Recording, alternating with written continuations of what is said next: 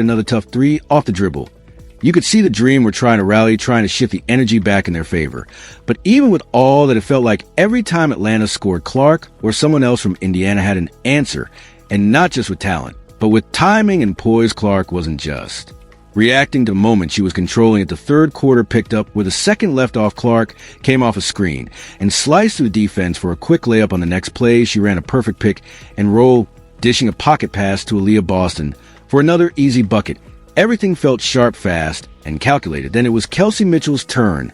She shook her defender and drove in for a smooth finish. At the rim, the Fever backcourt was putting pressure on Atlanta from every angle. Atlanta leaned on Brianna Jones again. She called for it under the basket, powered her way through, and scored while falling down. She came back next play and did it again with her left hand, showing some serious strength in the paint. Sophie Cunningham grabbed an offensive rebound on the other end and kicked out to Mitchell, who drilled a three. Then Ryan Howard responded by coming off a so-called shake and off-ball action where the screener rolls and other guard fills up the spot from the strong side, putting pressure on a help defender and nailing the three-pointer. You could feel the Dream try to grab momentum, but then Clark made the play of the night. She grabbed a rebound and without hesitation launched a full-court pass to Dana Bonner, hit her perfectly in stride. The crowd jumped at her feet.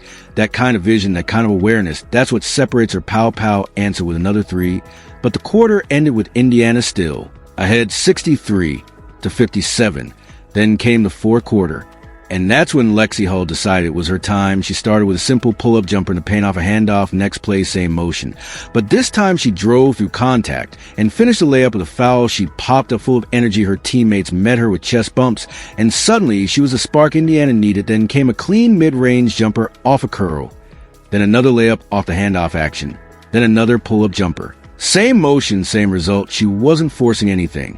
She wasn't playing hero ball. She was just doing her job, and doing it well. She was in what we would call a flow state.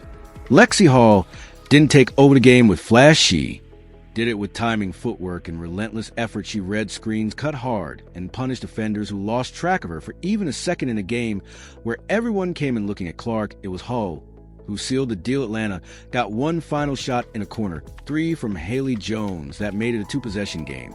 But it was too late. Lexi Hull had already shut the door. Final score 81-76. Fever wins. This wasn't just a preseason game. It carried a different kind of weight, the kind you could feel in the air after the hit, and the way the crowd held its breath, and in how Clark responded. She didn't get rattled.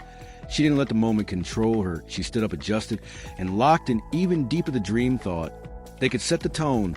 What they ended up doing was lighting a spark in a player who thrives under pressure. Clark didn't lash out or try to match the physicality with drama. She simply went back to doing what she does best, leading, creating, and finding ways to win. The Fever didn't just support her, they rose with her. Every possession after that hit felt more focused, more intentional.